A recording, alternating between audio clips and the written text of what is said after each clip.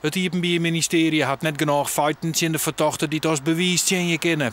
1 november werd de zo'n 30-jarige man zonder vast wemplak aanhouden, maar na 2 maanden in volslaande beperking is hij nu weer op vrije voeten. De verdachte en mijn rug nemen we hem nog verdachte. Dat wil zeggen dat er feiten en omstandigheden binnen waarom wij vinden dat hij er mogelijk bij betrokken is.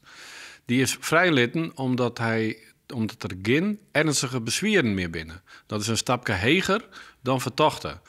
En omdat wij het idee hier dat de rechtbank dat ik zou beslissen, hebben we zelf het besluit genomen om hem op vrije voeten te stellen.